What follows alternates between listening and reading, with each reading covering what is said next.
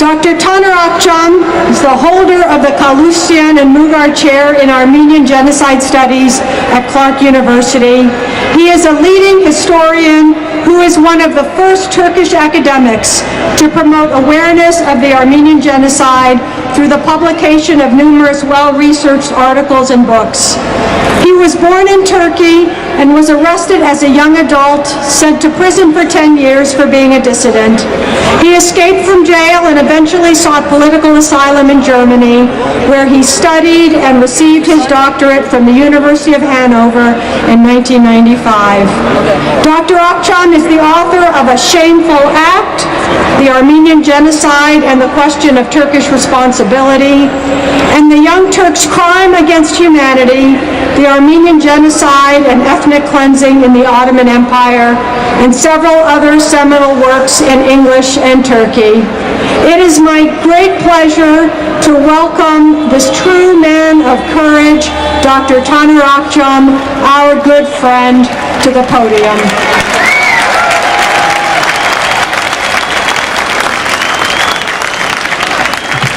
Thank you. On this, a day laden with great historical meaning, I would like to thank you for allowing me to appear with you and to share your grief and sorrow. Today does not merely mark the centennial of the annihilation of some 1.1 million Armenians.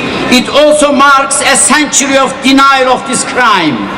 The Turkish government continues to deny not merely any responsibility for the horrors inflicted upon Armenian people, but even the fact that it happened at all. As a Turk, it is from this fact that my sorrow and great shame derive. My sole consolation is that I do not grieve alone. The nation of Turkey consists of more than simply its denialist regime. There is another Turkey, and the citizens of that Turkey are ready to face their history. It is those Turks who feel obligated to erase the black stain left by those who committed these crimes. In more than 25 cities, from Istanbul to Van, the people of this Turkey have not waited for denialist government to recognize the genocide. Instead, they have been blazing a new path, one that allows them to discover their past. I'm not an official representative of this other Turkey, but I know I speak for many when I convey to you, the Armenian people, my sincere apologies for both the past crimes and for this century of denial.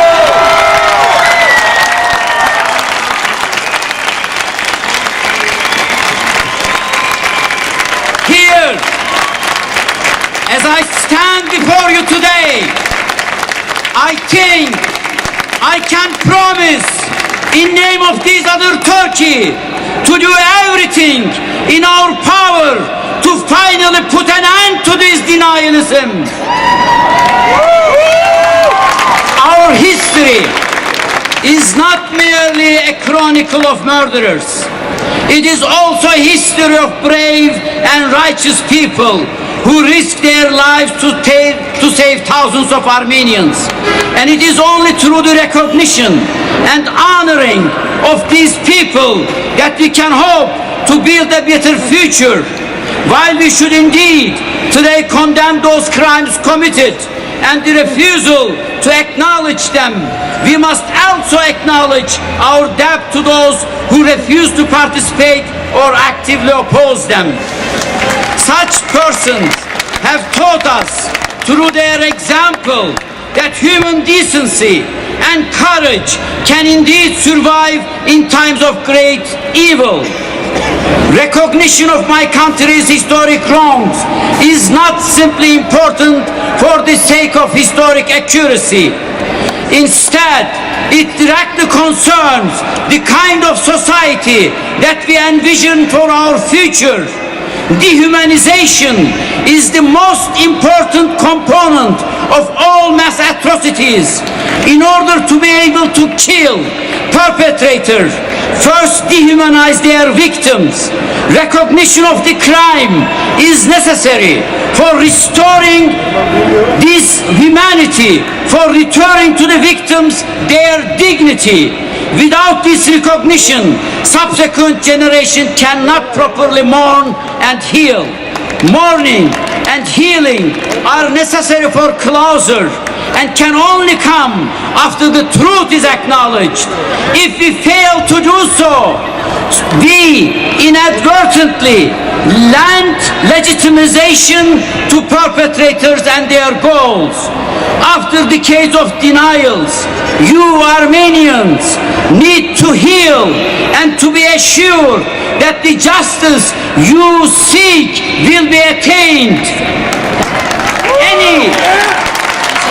Any reconciliation between Turks and Armenians will have to be built on a foundation of acknowledged truth. Without truth, there cannot be peace. And I am here to assure you, in name of this other Turkey, that we are determined to continue to struggle until the truth shall finally prevail.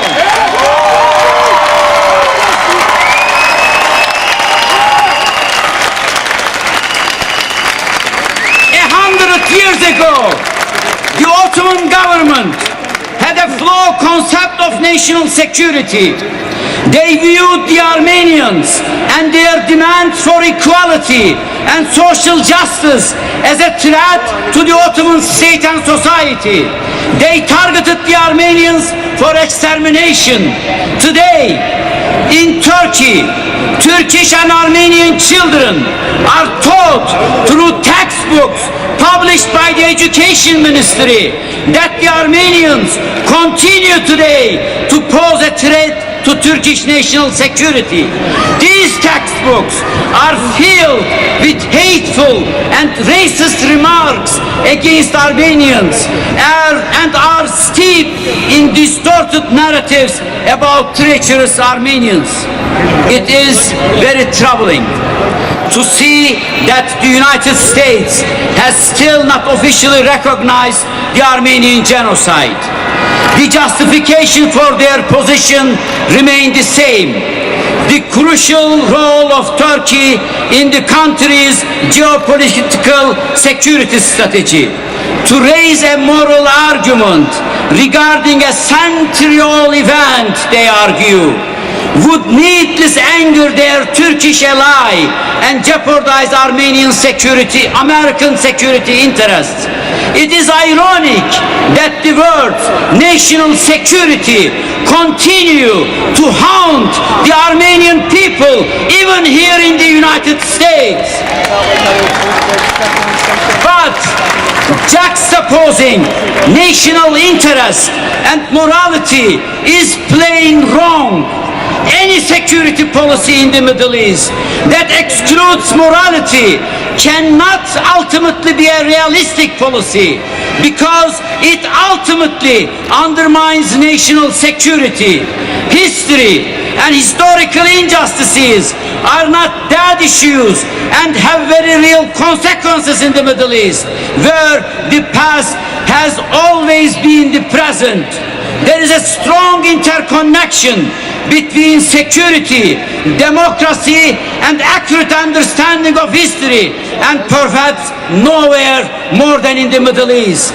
Historical injustices and their continual denial of them by a state or dominant group poses an obstacle to both further democratization and also for stable relation between different ethnic and religious groups. Kurds, Arabs, Alawites, Armenians, and other Christians in the region perceive each other and Turkey through this flawed prism of history. If we want a successful regional policy, we have to find a way to integrate acknowledgement of the past wrongs into a national security policy. Turkey's ongoing policy of denialism, both at home and abroad, is not simply a moral abomination. It threatens to the country's and region's democracy, stability and security. Turkey continues its denialist policy because it has yet to face serious external pressure to the otherwise. All that is lacking is external pressure from international community.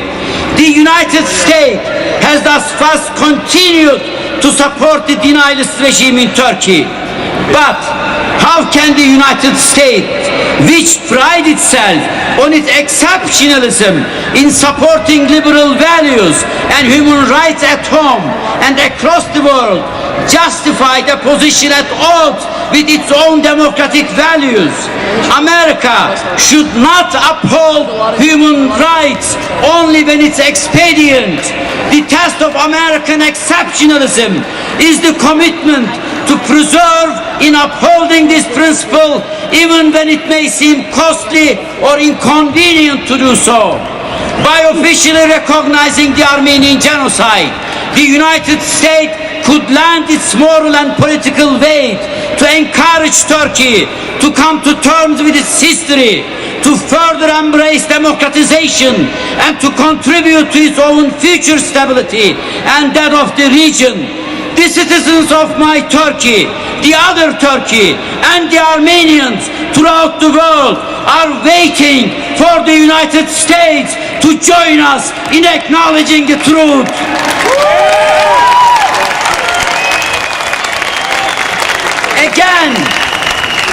Again, I thank you for allowing me to address to you here on this day of both sorrow and hope. Let us remember and honor the victims and continue to fight together for truth and justice.